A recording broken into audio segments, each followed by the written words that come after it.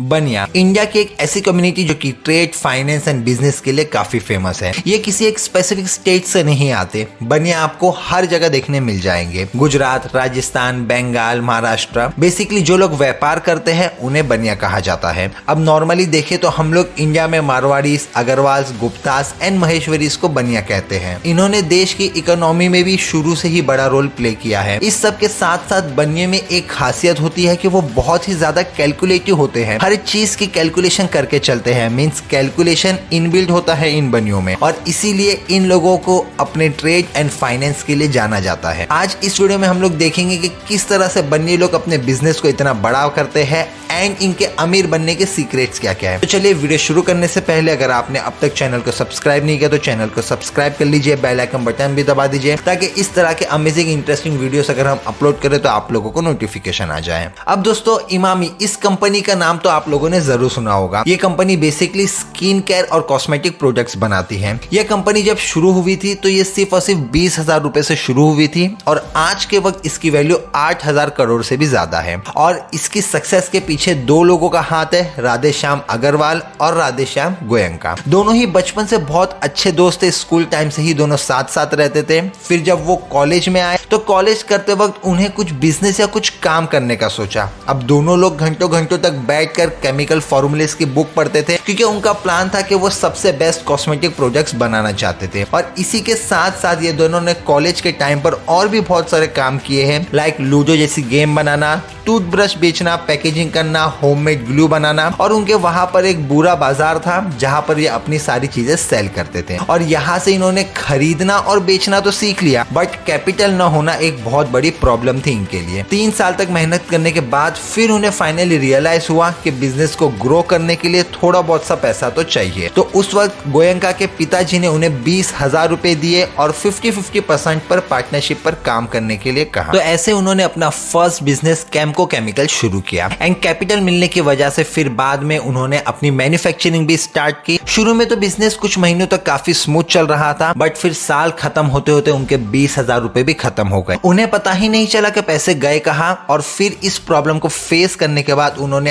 Accounting and finance को भी seriously लिया। अब उन्हें फिर से अपना बिजनेस स्टार्ट करने के लिए कैपिटल की जरूरत थी। तो एक बार फिर ये दोनों गोयनका के पिताजी के पास गए एंड पिताजी से बात करने के बाद इस बार उन्हें पूरे 1 लाख रुपए मिले। एंड इस बार कैपिटल मिलने के बाद इन्होंने प्रोडक्ट्स पर बहुत बारीकी से ध्यान दिया एंड इस बार कैम्को केमिकल्स को बहुत अच्छी ग्रोथ देखने को मिली। अब इनका काम तो बहुत अच्छा चल रहा था, लेकिन यहाँ पे भी एक प्रॉब्लम आ रही थी, वो थी मार्जिन की। मार्जिन बहुत कम था। उन्हें पूरा कार्टून सिर्फ और सिर्फ 36 रुपए मार्जिन पर बेचने पड़ रहा था। कुछ सालों तक तो दोनों ने बिजनेस को इसी तरह चलाया। फिर दोनों को समझ आया कि अगर बिजनेस को ग्रो करना है तो प्रोडक्ट और मार्जिन दोनों को इम्प्रूव करना पड़ेगा। तो इसीलिए एक बार फिर दोनों रिसर्च में लग गए एंड उन्हें पता चला कि उस वक्त इंडिया में फॉरेन ब्रांड्स की बहुत ज्यादा क्रेज था। लोग इंपोर्टेड कॉस्मेटिक को ज्यादा पसंद कर रहे थे, but imported cosmetic, imported products पर टैक्स भी ज्यादा था और इस वजह से लोग ज्यादा उसे खरीद नहीं पा रहे थे। और इन्होंने इस अपॉर्चुनिटी को देखकर बहुत अच्छा डिसीजन लिया। सबसे पहले तो इन्होंने एक लॉस मेकिंग कंपनी को खरीद लिया जिसका नाम था हिमानी, और बाद में एक्वायर करने के बाद उसका नाम चेंज कर दिया इमामी।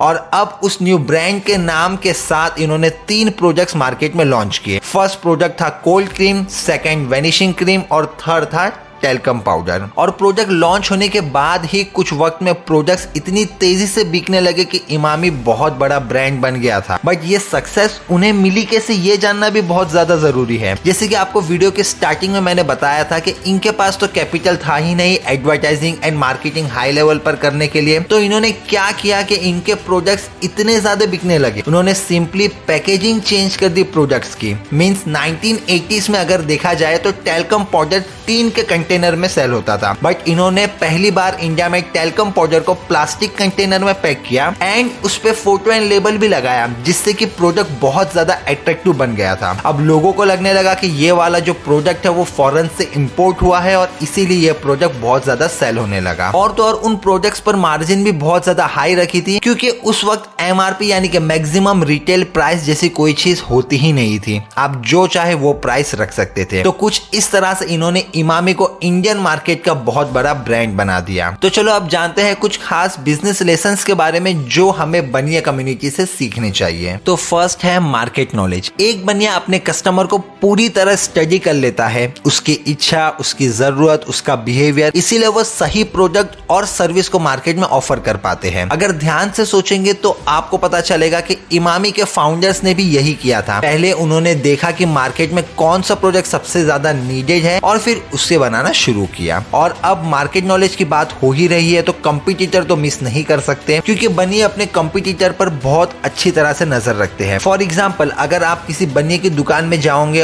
और आप उससे कहोगे कि बाजू वाली राशन की दुकान में दाल 40 रुपया किलो मिल रही है, तो तुरंत कहेगा कि नहीं हो सकता, मार्केट का भाव ही 45 रुपया चल रहा है और अगर आप मुझे 40 रुपए में कहीं दिला दो तो आपको मेरी दुकान से फ्री में माल दूंगा। तो कहने का मकसद यह है कि बनिया जो है मार्केट की पूरी तरह से पीएचडी करके रखता है, आप उससे रेट के मामले में बहस कर ही नहीं सकते। और तो और मार्केटिंग ट्रेंड्स एंड इनोवेशन के हिसाब से एडजस्ट कर लेता है, क्योंकि उन्हें पता है कि मार्केट में वही आगे रहेगा जो कस्टमर नीड्स को समझ पाएगा। सेकंड लेसन है वैल्यू प्रोपोजिशन। इसका मतलब होता है कि अपने कस्टमर को कोई बेनिफिट एंड एडवांटेज ऑफर करना। इसमें तो कोई भी डाउट नहीं होगा कि एक बनिया अपने कस्टमर को वैल्यू प्रोवाइड करता है और इसी वैल्यू के कारण की वजह से हमें बनिए पर ट्रस्ट हो जाता है और यही ट्रस्ट है जिसकी वजह से हम हर बार एक ही बार्बर के पास जाके बाल कटाते हैं, हर बार एक ही जगह से चीज खरीदते हैं, हर बार सेम मेडिकल स्टोर से दवाइयां लेते हैं। और इसके अलावा बनिया खुद के पैसों के साथ साथ कस्टमर के पैसों की भी वैल्यू करता है। जितनी रकम हम उसे दे रहे हैं उतने का फायदा भी हमें मिलता है और इसीलिए ये लोग कस्टमर को लॉन्ग टर्म में रिटेन कर पाते हैं।